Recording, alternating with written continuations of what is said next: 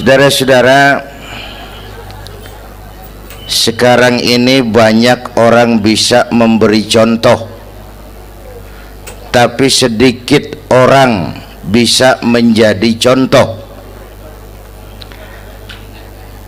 Ngasih contoh mah gampang, jadi contoh susah. Karena beliau manusia. Laqad ja'akum rasulun min anfusikum. Kalau kambing disuruh nyontoh ayam, yang nyuruh nyontoh kagak punya pikiran, ya kagak level. Kambing mah nyontohnya kambing, kebo nyontohnya orang, nyontohnya orang. Makanya Nabi kita orang, bukan malaikat, bukan jin, bukan dewa, manusia. Kalau manusia disuruh nyontoh manusia, itu perintah masuk akal, predispositionnya sama. Kalau disuruh nyontoh malaikat mah ribet kan. Malaikat bagaimana nyontohnya, dia mah tidur kagak, makan kagak, sama duit budak, sama perempuan kagak open, lah susah nyontohnya. Ya, Superman tuh biar hebat nggak bisa dicontoh Superman, bagaimana terbangnya, lagian pakai celana dalam di luar ban, nggak bisa dicontoh Superman mah. Nabi kita manusia utuh, cuman sungguh pun manusia, kualitasnya beda. Ini namanya basyarun la kal basyari, manusia memang, tapi jangan samain, bobot bibitnya beda. Contoh, kita nih manusia, kita tidur. Nabi kita manusia, beliau tidur. Tidur Nabi, tidur mata doang, hatinya nggak pernah tidur. Tuh bedanya sama kita tuh. Tidur kita keblek, asal tidur habis-habisan. Lagi, kita manusia, kita keringetan. Nabi kita manusia, keringetan. Keringet Nabi harum wangi, bau minyak kasturi, zaman belum ada parfum. Keringet kita udah rasain aja masing-masing dah, jangan pakai dikebet udah.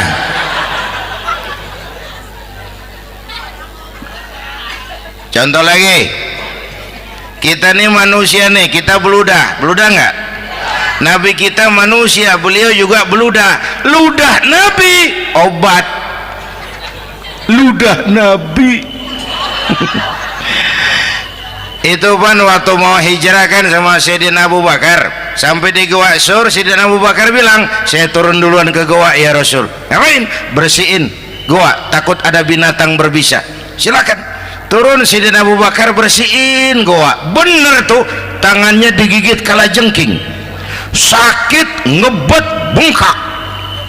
Kalajengking Arab ya, emang di Arab kejadiannya. Herm nyaut aja bener, ditahan aja, udah aman ya Rasul, silakan turun.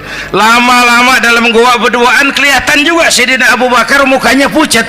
Nabi tanya, mabalu kayak Abu Bakar? Abu Bakar kenapa? Nggak apa-apa. Berat meninggalkan Mekah? Enggak.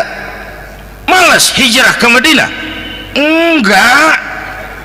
Takut diubur-ubur Quraisy? Orang kata enggak, itu mah enggak. Lah kenapa muka kamu pucat? Tangan digigit kalajengking. Ngapa nggak ngomong dari tadi? Saya nggak mau nyusahin Tuhan ya Rasul, biar saya tahan, asal jangan nyusahin Tuhan.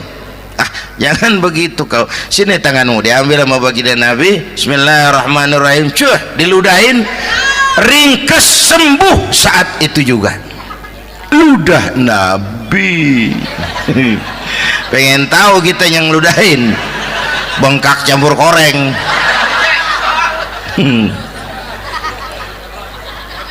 Satu tuh alasannya kenapa Nabi dijadikan contoh, karena manusia. Kalau manusia disuruh nyontoh manusia pasti bisa dong ya.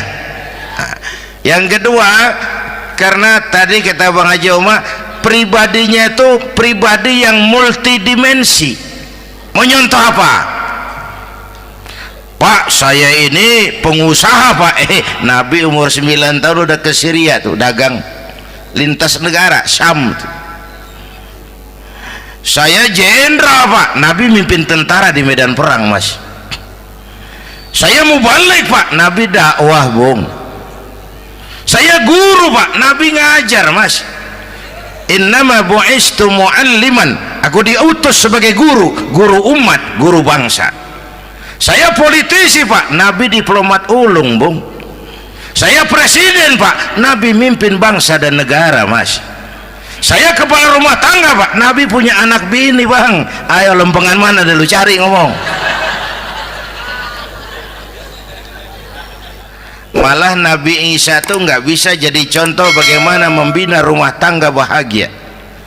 Bagaimana membina rumah tangga bahagia menurut contoh Nabi Isa? Nggak ada Mas. Kenapa? Nabi Isa belum sempat kawin. Ya, Nabi Isa belum sempat kawin. Ada pengikut Nabi Isa menyangka nggak kawin ajaran Nabi Isa, pada ngikut lagi nggak kawin. Tuh pastor tuh mubazir. Nah, orang dikasih perabotan. Bang, bener saya kalau dalam Islam kiai kagak boleh kawin, saya pilih berhenti jadi kiai. Kalau kagak ada giro-giroan, botak rambut.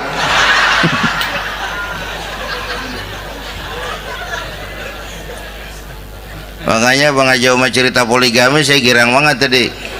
Bukan yang ngomong ahlinya soalnya.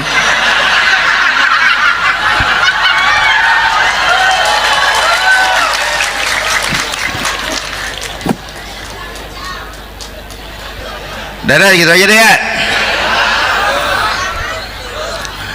Nah, kata Imam Busair nih yang dahsyat, ka'annahu wa huwa fardun fi jalalatihi fi askarin hina talqahu wa fi hasham. Sepertinya kehebatan Rasulullah itu sama baik sendiri maupun di tengah tentara. Artinya begini, orang hebat banyak, tapi yang hebat di mana-mana susah nyarinya. Baginda Rasul ini lagi duduk hebat, lagi jalan hebat, ada di pasar hebat, lagi di masjid hebat, di medan perang hebat, di depan anak-anak hebat, di mata musuhnya hebat, di depan sahabatnya hebat, di mata istrinya hebat, di mana-mana hebat. Lah susah cari orang begini Bang. Ya, kita mah hebat juga setempat. Di kantor hebat, sekantor orang diomelin. Di kantor, pulang ke rumah dikeplak sama bininya diem aja. Nih di depan bininya dia kagak hebat dia mah.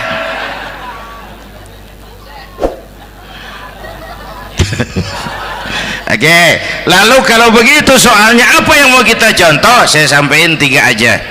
Pertama, Nabi kita ini tokoh yang sejak kecil udah ditempa kesusahan. Bu, tadi kata Bang Haji, Islam mengangkat derajat kaum perempuan karena perempuan banyak melahirkan orang besar. Lihat Sayyidah Aminah, ibunda baginda Nabi, melahirkan anak pertama tanpa didampingi suami. Meninggal suaminya, sedih hatinya, remuk perasaannya, tapi tegar jiwanya. Dilahirkannya bayi bernama Muhammad, diasuhnya penuh kasih sayang, diantarnya menjadi orang besar dan memang dibesarkan oleh Allah. Itu contoh tuh Bu. Bilangin anak-anak tong, bocah Nabi ngangon kambing tong, sekolah tong, jadi orang gede. Baba lu tibang tamat SD, lu sarjana lu. Baba lu cuman jadi RT, lu jadi camat lu. Biarin malu baba lu pala jadi kaki, kaki jadi pala, asal lu terus sekolah. Bu, anak sekolahin, gelang doang digedein lu. Nih kan kita Betawi nih pendidikan ngentengin banget kotaan. Udah dong, jangan tinggi-tinggi sekolah udah. Ngapa mak? Baba lu kagak sekolah hidup noh. Hidup dong, pun jamu monyet juga hidup. Bu, anak sekolahin.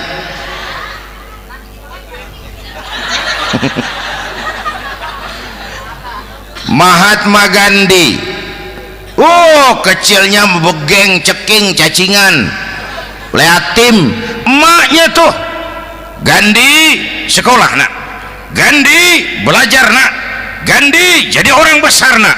Kalau perlu belajar ke Inggris, biar Inggris menjajah kita. Gak apa-apa kau sekolah ke Inggris, tapi jangan jadi Inggris nak. Jangan pacaran sama bule, jangan sentuh minuman keras. Gandhi jadi orang besar. Mahatma Gandhi tumbuh karena dorongan emak. Mak, udah yatim. James Watt, Kang Bandrek. Emaknya tuh yang dorong tuh jadi orang besar. Belum lagi perempuan yang jadi besar. Di Indonesia ada Kartini, di Jawa Tengah ada Dewi Sartika, di Jawa Barat Dewi Sartika, di Bengkulu ada Fatmawati Soekarno, sang penjahit bendera merah putih. Di Aceh muncul Laksamana Malahayati, disusul kemudian oleh Cut Nyadin, baru kemudian muncul Cut Koko, Cut Meme, Cut, ya udah tak cut lain dah.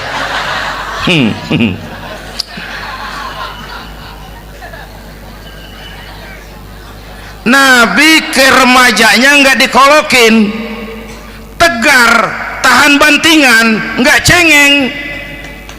Begini bang, kalau bahasa kita nih, bahasa Betawi nih, orang mah bang kalau udah biasa susah ketemu susah nggak kaget udah. Ya kita Betawi kan masuk sudah nukangin. Susah mulu. Saya santri nih biasa makan kangkung, datang ke rumah temen dikasih kangkung, makanan gue ini mat, dikasih daging ayam lah nambah. Emang apa? Orang mah kalau biasa susah enak nggak kagetan. Saya santri biasa tidur di masjid, disuruh nginep di hotel lah pules nggak? Tapi yang biasa tidur di hotel suruh nginep di masjid encok. Makanya kemarin tuh waktu menteri-menteri baru dilantik tuh saya ngarepin tuh, mudah-mudahan nih menteri ini begitu dilantik bacaannya nawaitu sauma ghadin. Lu pada niat puasa dulu dah, entaran. Puasa kan bukan kagak boleh, nunda doang, nunda puasa mah. Tempe boleh maghrib, tahu boleh maghrib, air kelapa boleh maghrib. Lu menteri pada mau naik mobil mewah boleh, ntar kalau ekonomi udah mendingan, rakyat udah pada legaan napasnya. Ya sebab apa? Itu duit buat mobil para menteri kan duit negara. Duit negara kan duit rakyat. Duit rakyat kan duit gue juga, itu ada di situ. Gue bayar pajak. Sayangnya kebanyakan pejabat kita asal dilantik aja bacaannya Allahumma lakasumtu, niat buka puasa. Orang buka puasa kan kemaruk, apa jadi gares ya. Bu, jadi benar Islam mengangkat harkat, derajat, martabat kaum perempuan. Kata Bang Haji Umar tadi, dengar nggak tuh? Waktu Nabi ditanya, ya Rasul, siapa yang paling harus saya taati di dunia? Ibumu. Setelah itu ibumu. Setelah itu ibumu. Setelah itu bapakmu. Ibu 3 kali disebut, bapak coba pikirin, ibu 3, bapak 1 bapak. Ini bagaimana ngitungnya? Jadi kerok begini nih ngitung nih.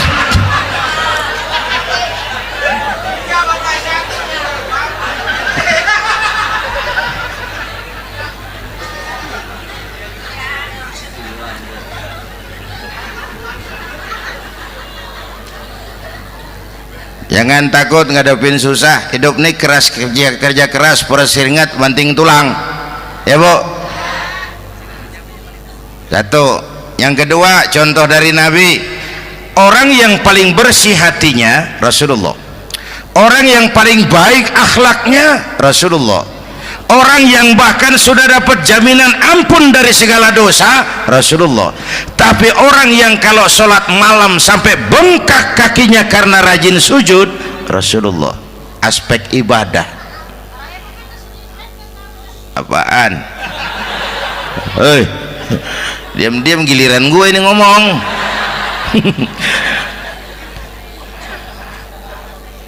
Lo ngomong lagi udah gue pulang.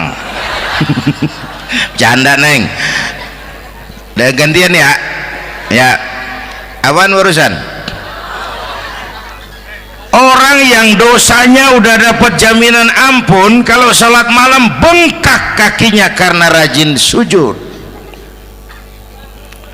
Saya tahu di sini juga banyak yang kakinya bengkak. Semurat. Oke. Kira-kira 3 minggu yang lalu saya menghadiri haul akbar Syekh Maulana Malik Ibrahim di Gresik, haul ke 609. Dari situ saya ke Surabaya ikut zikir sama keluarga besar Tarbiyatul Qulub. Waktu zikir saya terkejut, ada kalimat yang dibaca ratusan kali menyentak perasaan saya. Kalimatnya sederhana, kita hafalah, yaitu kalimat ana Abdullah. Dibaca ratusan kali, ana Abdullah, ana Abdullah, ana Abdullah, ana Abdullah. Buat saya itu menyentak karena memperteguh komitmen saya hamba Allah, saya hamba Allah. Itu mah Pak Zainuddin kan biasa, itu mah kita semua juga hamba Allah. Betul. Ayo kita bikin luar biasa. Saya mau tanya, Bapak Ibu hamba Allah apa bukan? 3 orang. Ibu hamba Allah apa bukan? Oke. Hamba Allah. Kata siapa? Nah, kata ibu sendiri. Kalau kata sendiri pan namanya pan ngaku. Ya. Orang ngaku mah boleh dong, tiba ngaku. Namanya juga ngaku. Cuman diakuin apa enggak kita pan belum tahu. Ngaku mah murah, diakuin mahal. Ya, yang gampang dah. Ibu kenal sama Presiden SBY? Kenal. Presiden SBY kenal sama ibu? Lo ngaku lo, ngaku.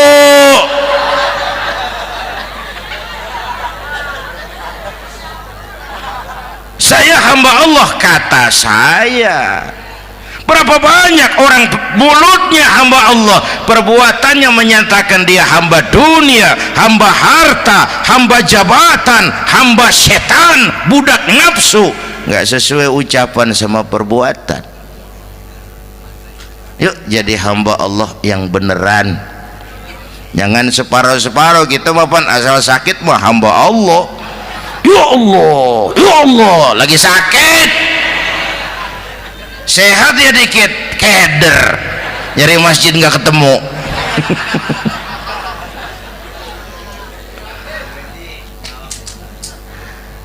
Apalagi kata Bang Haji tadi nih, kita nih kan zaman entertain nih, orang pada pintar bikin bungkusan sekarang Bang, ya.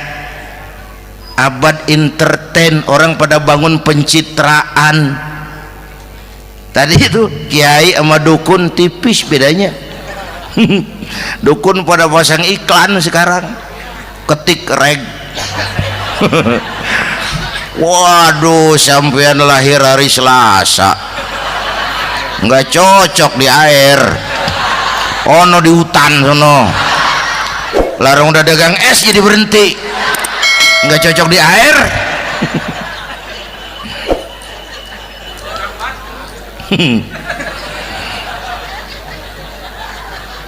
Bu, Di zaman ini siapa pakai apa, siapa mau jadi apa, kagak urus nih.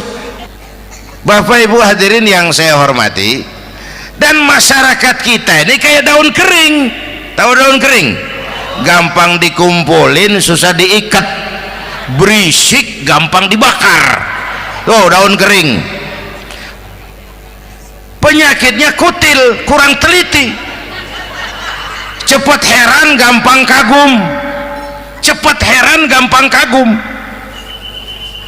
Dulu ada tuh satu hari tabrakan di jalan kenceng, buah, korban jatuh belepotan darah, dikerubungin orang banyak. Datang wartawan mengambil gambar dari dekat, susah, orang banyak bener ngerubung. Cari akal nih wartawan, tolong saya dikasih jalan ke dekat korban. Orang nengok semua, saudara siapa? Saya bapaknya korban, katanya. Dia ngaku bapaknya korban. Ya orang minggir semua, minggir, ini ada bapaknya korban. Orang minggir semua, dia maju ke depan korban. Sampai di depan korban pucat mukanya tuh wartawan. Kenapa? Yang ketabrak anak monyet, Pak. Dia udah kedongan ngaku bapaknya korban.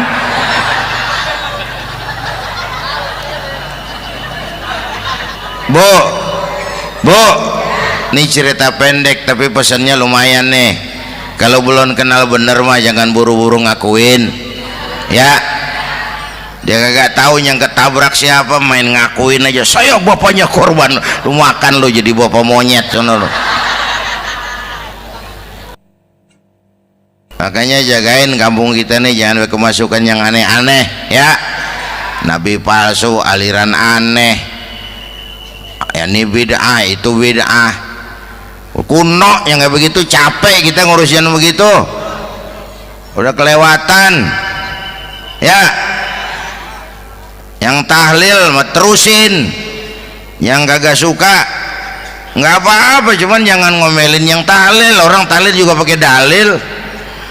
Yang mabok masih banyak, yang tahlil diomelin. Kita nih kayak kurang kerjaan, akhirnya rame turu-turu kita. Padahal yang harus kita kembangkan kan rukun antar umat seagama, rukun antar umat beragama, rukun antar umat beragama dengan pemerintah, kata Bang Haji Omar tadi. Rukun antar umat seagama, turu-turu kita muslim nih kudu rukun. Beda pendapat boleh, marahan jangan, ya. Tangan kanan sama tangan kiri juga beda, cuman rukun. Asal kiri gatal nih, kanan kagak diundang, dia datang aja nggak rukin. Nggak ada kiri gatal kanan ngomel, lu garuk aja sendiri, nggak dia mah akur, ya Bu.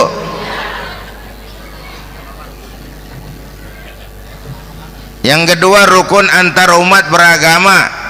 Islam ini rahmatan lil. Yang ketiga rukun antar umat beragama dengan pemerintah. Ini mah kita kan bermasyarakat sama juga sembahyang berjamaah, ada imam ada makmum, ya. Nih rakyat kalau jadi pemilih yang pintar ke depan, mau memilih wali kota kayak gubernur kayak presiden kayak. Sebab apa? Sholat berjamaah kan siapa makmum kagak penting, Bang. Makmum mah siapa aja boleh, ya. Tiba ngikutin dia mah, ngaji dia mah gimana kayak nggak ada bab pemilihan makmum. Nggak usah, makmum mah kagak usah dipilih, siapa aja boleh, ya. Bang, tuh orang budak, Bang, boleh jadi makmum.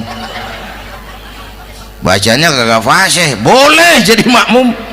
Ketinggalan satu rakaat, boleh jadi makmum. Tapi nggak tiap orang boleh jadi imam. Siapa yang dipilih jadi imam? Pertama a'lamuhum, kata Nabi. Orang yang paling alim di kampungmu siapa? Angkat jadi imam. Yang paling alim, bukan yang paling tua. Tua juga kalau kejemur kisut. Dulu tuh Nabi Adam waktu diangkat jadi khalifah kan bekalnya apa? Wa 'allama Adam al-asma'a kullaha. Al-asma' ay al-ulumul katsirah. Dulu zaman Fir'aun perang sihir sama Musa, sekarang perang visi dan misi. Punya ilmu, Bu, ngerti urusan dari tetek sampai bengeknya. Kalau ngikutin imam yang alim pan enak, bisa dipertanggungjawabkan. Hati-hati milih pemimpin, maksudnya bu, jangan terjebak oleh penampilan. Emas pasti kuning, bener? Apa semua yang kuning pasti emas? Udah paham dulu. Ustadz, kenapa? Di kampung saya ada 2 orang alimnya sama. Yang mana yang jadi imam?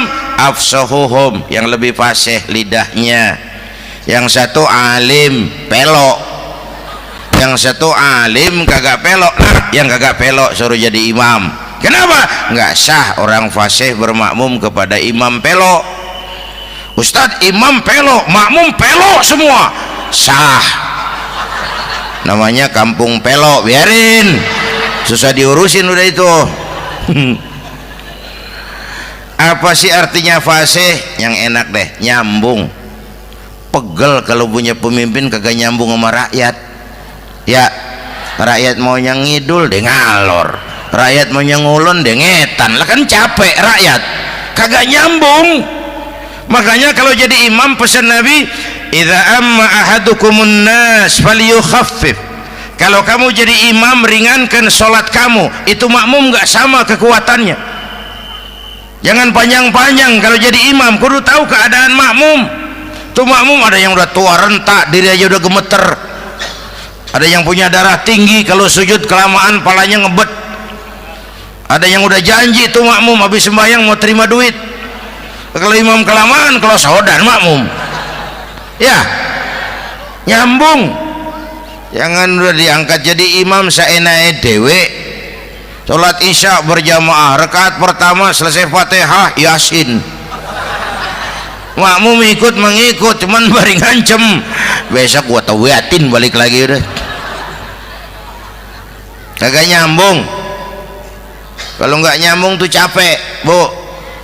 Jangan tersenyum kepada orang buta, jangan berbisik kepada orang tuli. Kagak nyambung. Orang buta diajak senyum, bagus sih maksudnya, cuman kan rada mubazir. Orang kagak paham. Cari pemimpin yang nyambung. Kalau emang masyarakatnya suka tahlil, cari pemimpin yang suka tahlil. Rakyatnya suka maulid, cari pemimpin yang suka maulid, supaya nyambung, kagak pegel kita.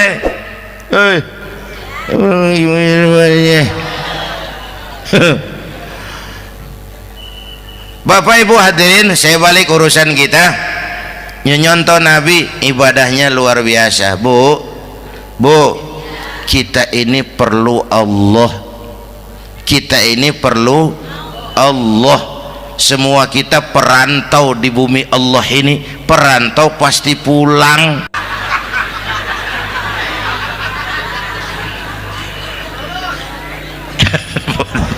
Bolot, bodoh kalau ada perantau.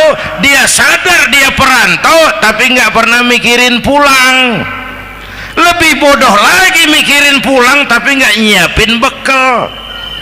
Yang tadi Bang Haji Omah udah bilang tuh, muda mati ya. Kadang-kadang engkongnya segar banget, cucunya mati ya. Perantau mah mesti pulang. Sini mah kita ngendon doang, ngendon taran. Mula-mula pan Bang, kita mah tinggalnya jauh di alam arwah. Dari sana pindah ke alam rahim, alam kandungan emak nih. Pernah tinggal di situ 9 bulan tuh. Ada yang 2 tahun, yang keluar udah kumisan. Kelamaan ngetemnya itu.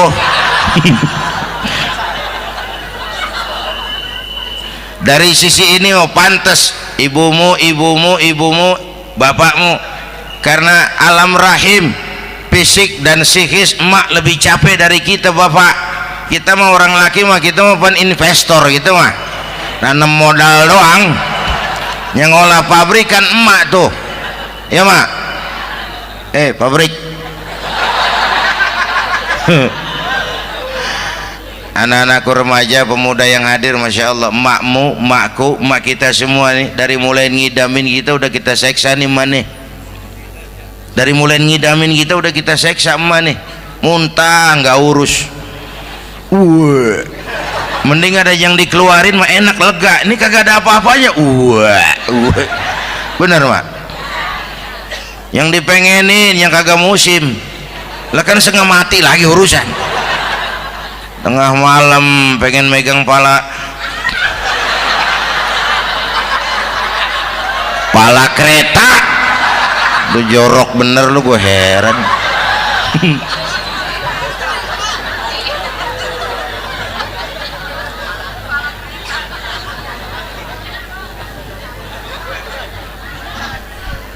Bapak Ibu hadirin, yang ketiga terakhir, contoh dari baginda Nabi, modal utama perjuangannya adalah akhlak. Memperbaiki akhlak, pakai akhlak. Rasulullah ngajak, bukan ngejek. Rasulullah merangkul, bukan mukul. Rasulullah pakai argumen, bukan pakai sentimen. Tujuannya adalah kebenaran, bukan menang-menangan. Prinsip dakwahnya basyiru wala tunafiru, yassiru wala tu'assiru. Gembirakan orang, jangan ditakut-takutin. Mudahkan urusan orang, jangan dibikin sulit. Di masyarakat memang mendingan rakyat rendah berakhlak tinggi daripada pejabat tinggi berakhlak rendah. Dulu tahun 50-an orang kita kalau pergi haji ke Mekah 6 bulan. 6 bulan tuh orang udah pada lupa aja baru pulang. 6 bulan orang yang ada cuman kapal laut, Mekah Madinah onta, banyak rampok lagi di gurun pasir Baduy itu. Dulu orang tua kita belajar manasik, kalian belajar silat. Sekarang karena kemudahan kemajuan ilmu menciptakan Boeing memotong waktu 5 bulan, orang pergi haji cukup sebulan. Bapak Ibu hadirin yang saya hormati, oleh karena itu menjaga nilai-nilai akhlak itu penting. Kepada siapa kita harus berakhlak? Pertama, kita harus berakhlak kepada Allah. Bagaimana caranya? Jangan menyekutukannya dengan sesuatu pun. Yang kedua, jangan menyembah kecuali hanya kepadanya. Yang kedua, kita harus berakhlak kepada sesama tadi itu. Yang ketiga, kepada lingkungan. Saya dulu masih zaman ada almarhum kakek saya, engkong. Kampung saya banjir, air masuk ke rumah. Saya teriak, "Kong, banjir, Kong." Engkong saya ketawa, "Biarin, bukan salah air." Habis, salah lo. Salah kita bagaimana, Kong? Lah lo tempat air lo tempatin. Yang punya tempat datang ya kagak ngerti, ini tempat gua, ini di sini nggak pada lo, lah banjir. Engkong saya nggak makan bangku sekolahan, tapi wise pak. Air kan bukan musuh, air kan temen kan kudu punya tempat. Lalu kagak punya tempat, pantas kemana dengan ayam, banjir. Ya, dulu saya remaja ngaji babul istinja, kiai ngajar makruh buang air kecil di tanah berlubang. Saya tanya, kenapa makruh kiai? Pertama, untuk alasan kesehatan, siapa tahu di lubang yang kamu kencingi ada gas beracun. Kalau tidak kiai, kalau tidak maka artinya melindungi binatang yang ada di dalam lubang. Siapa tahu di lubang yang kamu kencingin ada semut sedang rapat membahas laporan Susno 2Ji. Apa dosanya lalu mati dikencingin? Ini namanya rahmatan li semut. Saya mau bilang alam sekarang tidak seramah dulu karena kita juga nggak ramah sama alam. Bapak Ibu hadirin yang saya hormati, padahal watak Islam rahmatan lil alamin. Inilah barangkali sekelumit